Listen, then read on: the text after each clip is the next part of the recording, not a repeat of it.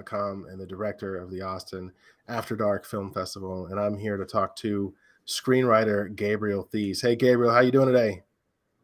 Hey man, thank you so much for having me. This is an honor. It really is. We've been following your work for a long time, and I do want to talk about your history with us, which you've been in several of our festivals. But kudos, congratulations for winning the Best Teleplay Award at Austin After Dark Film Festival, Spring 2022. Thank you. That was surreal. I think I was nominated a few times, but that was my first win, and you know, uh, I know that's a category where a lot of extremely talented people enter, like people from all over the world. There are people from California, from New York in there. So, God, that meant a lot, and that gave me momentum, man. That gave me a lot more confidence in that project, and I'm still pursuing it today. I'm still working on it, and excited about where it's going to go. Good stuff. Well, every time you submit to our festivals, whether it's two different festivals or a different season, you're getting a fresh set of eyes. You're usually getting someone who's never read your work ever, and so you're constantly having a chance to restart from scratch. And I know you see some of the same names because we got some really strong writers out there that keep sending us stuff, very high quality stuff. But this was a W, buddy. This is big. And how about you tell us? I don't want to ruin it. Why don't you tell us in your own words the synopsis for this story? Yeah, so this was a pilot for a supernatural comedy called Night and Day, and it was about an immature college student whose new roommate turns out to be a vampire. Right? It's this odd couple style, big tribute to monster movies, and it's a kind of exploration of what it means to be different. What it means to feel like an outsider, because the big joke in this is that this vampire, he's like a chill, normal guy, but vampire media, vampire stereotypes has made it so that everybody's scared of him just because of that fact about him, something that he can't control. So it's about navigating, a pretty socially precarious situation, and really learning how to both be yourself and to find your place out there in the world. And that's something that means a lot to me. I wrote this in college, and that was a big allegory for what I was going through. So to see other people read that story and have it resonate with them, that just that's like the most rewarding feeling you can get in this industry. Yeah, good work on this. And I noticed that a lot of screenplays, let's just say the quality jumped during COVID and the lockdowns. I guess Yeah. I guess people had a chance to focus.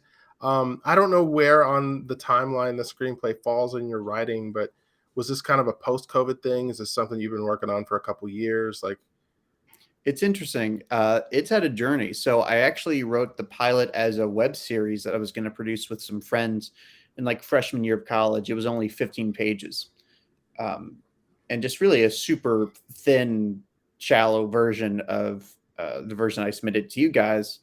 Because at some point I realized, maybe that's aiming low. Maybe I should try to develop this as, potentially something I can submit to festivals and see where it goes from there, because it was getting a positive reception, and I kept getting these ideas that were way too big for a little web series, and I wanted to see a more fully realized version on the page. So gosh, you guys read probably the 20th draft, and that's a conservative estimation. sure. Man, it's I got several comments like it was a modern day Teen Wolf type of thing. Oh, big influence. Yeah, Yeah. and it's funny. I'm old. I remember that movie. A lot of people they don't remember that movie, but there's a lot of compliments about also the feasibility of shooting it, and that unpacks a lot of questions because when you're a screenwriter, depending on your background, you have production in your background, but depending on your background, you don't always know how to write for picture or even intend it. I remember early George R. R. Martin interviews where they were asking him about the first season of Game of Thrones, and he was like, Well, it didn't turn out exactly how I thought it was going to turn out, but this was 1994. I was just a dude with a pen, at my house. I wasn't thinking this was going to be made into this gigantic production, right? Yeah, I can imagine. So Yeah, I mean that's yeah. Sorry, go ahead. my question was the feasibility of shooting it, writing something that almost has it in mind, like you may be making this, I think is very important. um, Talk to me about your production background and how you put some of that efficiency into this teleplay. Oh, sure. So yeah, I've been producing and directing for a couple of years now since I was in college. I did a number of short films, some music videos, and then I did a feature film. And through that, and I was also I was on set for other people's projects. PA, AC, AD, all that stuff. So you learn not only how to be, let's say frugal in your writing, but you learn how to have that actually complement the story because, I believe that usually the simplest answer is the best. And I think that really informed my sense of scale in writing this, meaning, I could go all out and write something that was almost unproducible. But, I think movies have a logic to them. And I Mhm. think when you give yourself rules and when you give yourself guidelines and you adhere to them, I actually think you come out with the movie or a show that's stronger in theme, it's stronger in character, it's stronger in plot, because you really thought about those challenges and you didn't just you didn't write down basically every idea that came to your mind. Mhm. You had to use a lot more critical thinking that way. So I've come to see my background in low budget production as being like a real blessing because even though I wouldn't say that this is now a low budget pilot, I don't think that's a space it'll end up in. It's the structure of it and the way I wrote it, I think it just was really informed by that background. Okay, yeah, good stuff.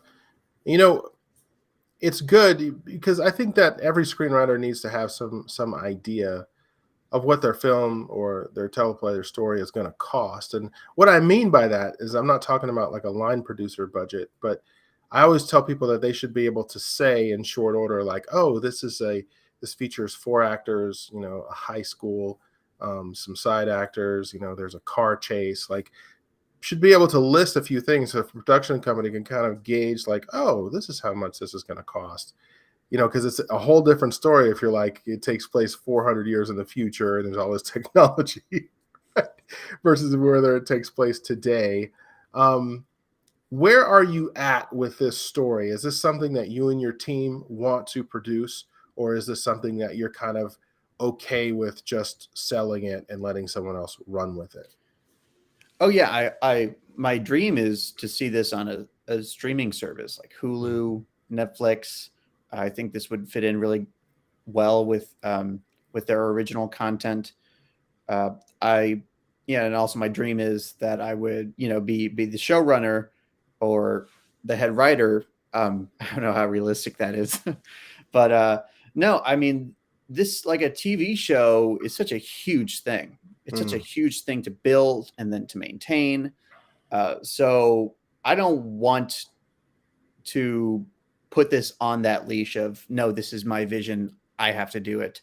I would love to see an experienced team who's done sitcoms, who's done uh, like original streaming programming, take this on. Mhm. Okay. Well, let's talk about some of your other projects a little bit. You've got some history with us, and let's talk about the Nightlife. Back in 2020, you sent us that horror feature screenplay. Where are you at with Nightlife? So Nightlife, that was a feature script version of a short that I also Mhm. sent to you guys. That short is, Mhm. I think, actually the first thing I ever sent to your Okay. program, and I think it was back. It was in the Oregon Scream Week fall season of 2019. I could be wrong. Mm-hmm. Yeah, but that short was basically a proof of concept for a feature version, and that Mm-hmm. screenplay I sent to you guys, that was the feature version. Mm. Now, that has undergone a lot of rewrites, Has it? and oh, sure. I mean, and I'm really grateful that it got into that lineup because now I kind of look back. It was like actually one of the first feature scripts I wrote during the pandemic, and that was Mm. actually a case why I was like just kind of throwing a lot of ideas out there, and I didn't even care how producible it was. So I learned a lot from those mistakes, and now I'm working to scale it down. I'm working to get it in that $10 million range, so that somebody like I don't know, a Blumhouse, a Lionsgate, one of those guys that love to work in those mid-tier budget horror thriller spaces, to get their attention. It's a concept that I'm Mm-hmm. extremely excited about, and I can't wait until it's ready to be shared. But yeah, I just gotta keep working on it. Sure. And the curse of Professor Zardonicus. You were telling me before we started this interview how far you've gone with that. Let's talk about that one. Oh yeah, so that was a script that I wrote in college, a feature script that I wrote in my senior year. And since I submitted it to you guys, it has been produced. I directed it and produced it with a team of collaborators. We have gotten it picked up for distribution by Buffalo 8, a really great company out in California. And it is currently out on VOD and Blu-ray. It's done. It's out there. And that feels surreal to say, talking to you guys that, you read it back when it was just written. So, Yeah. wow. Yeah, good stuff. You'll have to put if you throw the link in the chat, I'll make sure that it appears on all of our different posts that we do. If people want to go and watch that movie, and just check it out. That's really a great accomplishment. It's always great to hear that something that we read and we liked actually ended up, as most people know, Austin After Dark at the moment does not screen feature films. So when someone sends us a feature screenplay, we don't always get to see the fruits of our selection, but that's great to hear, and I'm going to queue it up ASAP for sure. Well, thank you, and that means a lot coming from you guys. That was definitely pretty encouraging when we went out there to film it. Like, well, at least these guys liked it, right? So, Yeah, there'll be some audience, but filming a feature, and this is a micro budget feature. This is like a sure. $3,000 feature that we crowdfunded for, and I didn't know where it was going to end up after we filmed it. I mean, I thought like maybe we'll put it on YouTube, maybe we'll get a couple screenings out of it. So I mean, we're all just extremely grateful for the journey that has taken. I mean, really. Yeah, that's awesome, man. And really, really good work on the screenplay itself. I was looking back at some of the notes, and people were very, very impressed. And think about it. It may have been a $3,000 feature, but it's probably $100,000 worth of film school that you got out of that. So True words have never been spoken. That was film school for me. I mean, I yeah. did go to film school, and I had some great film professors, including, and I have to shout him out, somebody you interviewed recently, Keith Hauk. Yeah, Over he's at awesome. Yeah. I mean, that was like talk about a small seeing you interview my former film professor. So, Professor Hauk, if you're watching or whatever, just shout out to you. I mean, really, and congratulations. Yeah, he's got skills, my man. He's really, really good, and he's going to be in our Houston Comedy Film Festival next week. So I know you said you're going to be out of town, but that's okay. We're going to be back at Houston Comedy, and we'll come back in the fall Yeah, too. that's So a hopefully we'll bummer. get you at a future. If you can make it to one of our festivals, I'll present the old awards to you again. Anything you missed out on, we'll just fire up those certificates, man, and we'll You present know them. what? I'll take you up on that. I most Good certainly stuff. will. Good stuff. Well, let's see. So, what are you working on in the future? What else is going on? I know we talked about a few different projects, but what's kind of next on the burner for you? Yeah, so I kind of have these two sort of parallel screenwriting careers of just specs, um, that I hope to film in the distant future, or use to get representation. And these are film scripts that can range from 10 million to 100 million in budget, right? So I'm working on. You brought up Teen Wolf. That's really funny because that was a big inspiration on one I'm about to start working on, about a football team, this great football team in high school that are secretly werewolves. That's how they get the athletic ability to compete so well. But unfortunately, they're also, using their lycanthropy to get revenge on people they don't like. And we have a team of heroes, sort of outsiders at the school, that have to stop them. Hmm. And then I want to start developing my next feature that I'm actually going to hopefully shoot next year. But I'll probably crowdfund for 25K. And that's sort of, I guess, my take on the folk horror genre. It's a movement that I've been really, really interested in since Hmm. it came into prominence recently. And that's basically all I should say for now, because I would hate to spoil anything, but be on the lookout. All right, will do, man. It's been great to catch up. Glad we got a chance to talk.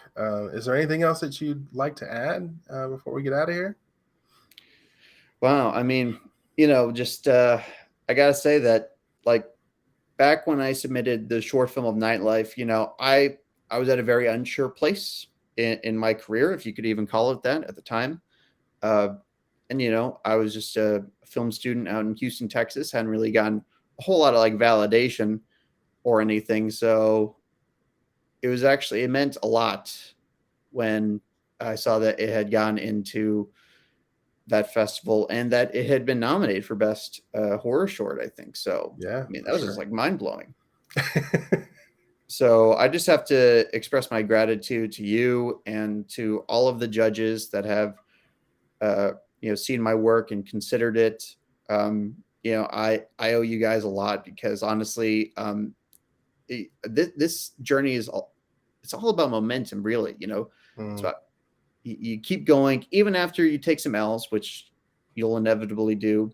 Um, it's about finding that support and finding those reasons to keep going. And you guys, you really did that for me. So once again, thank you.